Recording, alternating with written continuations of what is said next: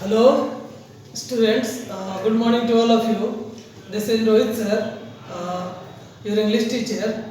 Today we are going to read English grammar. Okay, for class 8. So, students, let's see. In this video, we are going to see the rest part of the pronoun.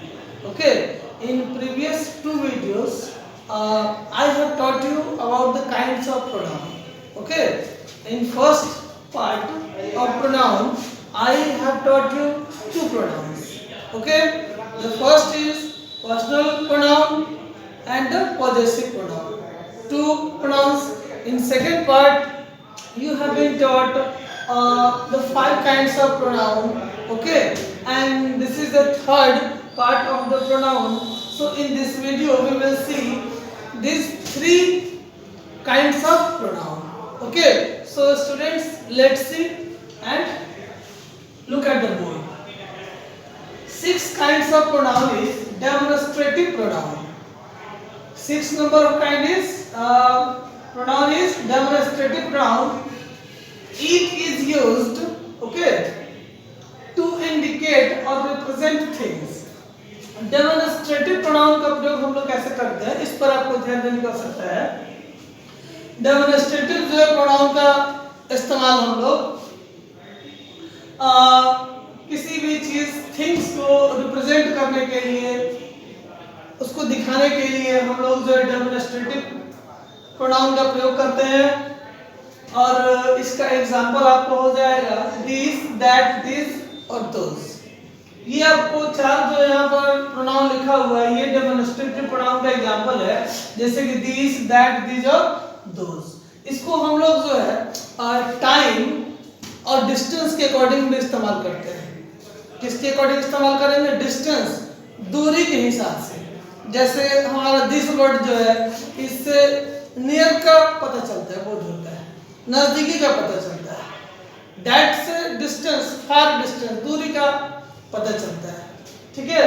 उसी तरह से हमारा this का plural हो जाएगा this. इससे भी हमारा जो है नियर, नजदीक का पता चलेगा. और दैट का प्लूरल हो जाता है दोस. So let's see the example. आइए हम लोग अब एग्जांपल को देखते हैं. हमारा एग्जांपल है first, have you ever seen this. इस सेंटेंस में आने वाला जो हमारा ये दिस है, ये क्या हो जाएगा? ये हमारा एक डेमोन्स्ट्रेटिव जो है प्रोनाउन है. ये दिस क्या हो जाएगा? डेमोन्स्ट्रेटिव प्रोनाउन की बात की जा रही है. नेक्स्ट एग्जांपल में जो आया है that is surprising. Second example में क्या है? That is surprising. इसमें जो ये दैट आया है, दैट, ये हमारा दैट जो है आपको क्या है? तो दैट हमारा एक डेमोन्स्ट्रेटिव प्रोनाउन है. ठीक है. ये इंडिकेट कर रहा है. और दैट इज सरप्राइजिंग करने का मतलब क्या है कि डिस्टेंस से कोई चीज है, दूर की चीजों को हम इंडिकेट कर रहा है. तो ये हो गया हमारा डेमोन्स्ट्रेटिव प्रोनाउन. आइए हम लोग जो नेक्स्ट जो देखते हैं. 7 नंबर जो हमारा है क्या है? Indefinite pronoun. नेक्स्ट काइंड जो हमारा 7 नंबर का प्रोनाउन है, ये हमारा indefinite pronoun. Okay. Indefinite pronoun, it is used to refer indefinite number of people or things. Indefinite pronoun का क्या होता है? Indefinite वर्ड से पता चल जाता है कि वो फिक्स नहीं है, श्योर नहीं है कि how many numbers of the people and things are. आपको ये नहीं पता चलेगा indefinite pronoun में कितने लोग हैं, कितनी वस्तुएं, उनकी एग्जैक्ट नंबर क्या है, कितनी संख्या है. तो जब हम लोग वैसे प्रोनाउन का इस्तेमाल करते हैं जिसका पता ये नहीं चले कि आपको कितना नंबर है, एग्जैक्ट संख्या है और कितने लोग हैं, तो उसको हम लोग इंडेफिनिट प्रोनाउन करते हैं. Generally they and with body. Generally they and with body, one और थिंग्स. ओके. आपको समानता देखना ये है कि इंडेफिनिट प्रोनाउन का जो वर्ड होगा, उस वर्ड के लास्ट में जो वर्ड होगा, उसके अंत में आपको हमेशा क्या लगा रहेगा? तो बॉडी लगा रहेगा. क्या लगा रहेगा? बॉडी. जैसे आप बॉडी से अगर कोई वर्ड बनाते हैं तो जैसे कि हो जाएगा आपको somebody, anybody, everybody, nobody, so on. इस तरह से और भी हमारा हो जाएगा. उसी तरह हम लोग देखते हैं वन. वन से भी जो हमारा वर्ड बनेगा, जैसे कि someone, anyone, no one, everyone, so on। इस तरह से हमारा वर्ड और बनता चला जाएगा। नेक्स्ट उसी से हमारा थिंग है। थिंग से आपको कैसे बनेगा सो ध्यान दीजिए। थिंग से बन जाएगा something, anything, everything, nothing, etcetera etcetera, so on. तो इस तरह से हमारा जो है थिंग से भी बनता है। एग्जांपल के तौर पे मैंने यहाँ पे लिख दिया हुआ, आप देख सकते हैं somebody, anybody, एक्सेट्रा, यहाँ सो ऑन और भी आप बना सकते हैं। उसी तरह हमारा नेक्स्ट है, देखिएगा someone, anyone, और भी वर्ड आप बना सकते हैं। जैसा कि मैंने बताया आपको, वन से रिलेटेड आप इंडेफिनिट प्रोनाउन बना सकते हैं। अब आइए हम लोग थिंग की बात करते हैं। तो something, anything, everything, etcetera etcetera, इस तरह से आपका जो है हमारा इंडेफिनिट प्रोनाउन बन जाएगा। क्लियर? एग्जांपल में हम लोग देखते हैं। फर्स्ट एग्जांपल हमारा क्या है? तो फर्स्ट एग्जांपल ध्यान देने का सकता है यहाँ पर, एवरीथिंग इज पॉसिबल। इसमें ये एवरीथिंग जो वर्ड आया है ये क्या है? ये एवरीथिंग हमारा जो है आपको इंडेफिनिट प्रोनाउन है। एवरीथिंग इज पॉसिबल, हर चीज संभव है। तो इसमें ये आपको नहीं पता चलेगा कि कितनी चीज है। एवरीथिंग, ये नंबर ऑफ आपको थिंग्स का पता नहीं है, how many numbers of things है, कितना जो वस्तुओं की बात की जा रही है, तो हर चीज के बारे में आप बोला जा रहा है। तो एवरीथिंग क्या हो जाएगा? इंडेफिनिट प्रोनाउन हो जाएगा। नेक्स्ट एग्जांपल देखेंगे हम लोग, somebody has stolen my bag। somebody has stolen my bag, यहाँ पर ध्यान देने का वर्ड है ये somebody जो है वो somebody, किसी ने, somebody means किसी ने has stolen my bag, यानी किसी ने, तो किसने, how many people have stolen my bag, कितने लोगों ने जो मेरे बैग को चुराया। यहाँ पर क्लियर हो रहा है क्या? नहीं हो रहा है। यहाँ पर आपको एग्जैक्ट नंबर नहीं पता चल रहा है, इसलिए ये क्या हो जाएगा? इंडेफिनिट प्रोनाउन का एग्जांपल हो जाएगा। Clear? Now we will see the eight kind, the last kind of pronoun. अब हम लोग बात करते हैं हमारे आखिरी प्रोनाउन की काइंड के बारे में, जो कि क्या है हमारा? Reciprocal pronoun. क्या हो जाएगा हमारा? Reciprocal pronoun. यहाँ आपको ध्यान देने की आवश्यकता है, reciprocal pronoun. Look and see. It is used to express a mutual action or relationship। Reciprocal pronoun का इस्तेमाल हम लोग कैसे करते हैं? तो इसका प्रयोग जो है हम लोग म्यूचुअल एक्शन, यानी ऐसा एक्शन जिसमें परस्पर, म्यूचुअल वर्ड क्या हो सकता है? परस्पर, जिसमें हमारा जो है एक दूसरे का रिलेशन का पता चले, आपसी संबंध का पता चले। ठीक है? एक दूसरे के साथ हम लोग मिलकर अगर कोई काम करते हैं, एक दूसरे का साथ हो, तो वैसे एक्शन को दिखाने के लिए हम लोग किसका इस्तेमाल ये करेंगे? रेसिप्रोकल प्रोनाउन का इस्तेमाल करते हैं। यहाँ ध्यान दीजिएगा, the two examples of reciprocal pronouns are, first is each other. पहला हमारा एग्जांपल क्या हो जाएगा?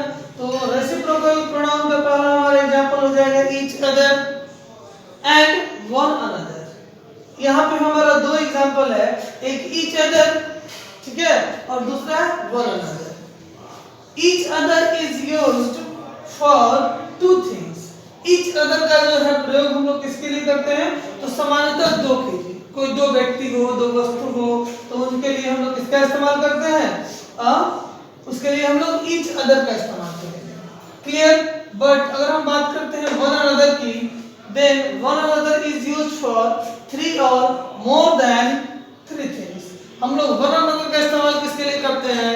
तो दो से अधिक हो, तीन हो या तीन से ज्यादा हो। यहाँ पे क्या लिखते हैं? for three or more than three, तीन हो या तीन से ज्यादा हो, यानी दो से ज्यादा होना चाहिए। तीन होगा इसका मतलब दो से ज्यादा है, तो उसके लिए हम लोग किसका इस्तेमाल करेंगे? उसके लिए हम लोग वन अनदर का इस्तेमाल करेंगे, one another. Okay, now we will see the example. आइए हम लोग एग्जांपल की बात करते हैं। The first example is Akash and Prakash help each other. Akash और प्रकाश एक दूसरे की मदद करते हैं। Akash and Prakash help each other. यहाँ पर कितने लोगों की बात हो रही है? आकाश एक लड़का और प्रकाश दूसरा लड़का है। How many boys are there? कितने लोग हैं यहाँ पे? दो लोग। कितने लोग? दो। एक आकाश हुआ और दूसरा हमारा प्रकाश है।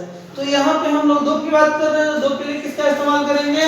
ईच अदर का मैंने आपको बता दिया था। ईच अदर क्या है, यह एक रेसिप्रोकल प्रोनाउन है। यहाँ पे एक दूसरे के मदद की बात हो रही है, तो यहाँ पर क्या पता चल रहा है, म्यूचुअल एक्शन का पता चल रहा है।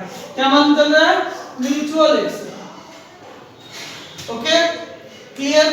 Now we will see the next example. आइए अब हम लोग जो है अपना सेकंड एग्जांपल की बात करते हैं। क्या हमारा नेक्स्ट एग्जांपल है, तो our neighbours should help one another.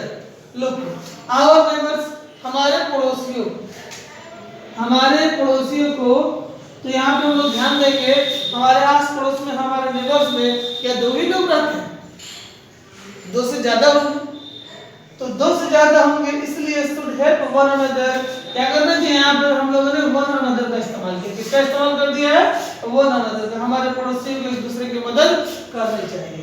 तो यहाँ पे हम लोग हेल्प ईच अदर के बदले किसका इस्तेमाल करेंगे, वन अनदर का इस्तेमाल करेंगे। So now these are our 8 kinds of pronoun. तो इस तरह से आपका जो ये प्रोनाउन के 8 काइंड्स हो गया। Okay now we will see the exercises. आइए हम लोग जो बुक एक्सरसाइज देखते हैं, इसमें आपको कैसे करना है। कुछ एक्सरसाइज पेज नंबर मैंने आपको पहले भी लिख दिया था और बता दिया था प्रीवियस वीडियोस में। यहाँ हम लोग देख लेते हैं, आपको एक्सरसाइज है, मैं पेज नंबर बता देता हूँ, आपको उस पेज नंबर को कर लेना है।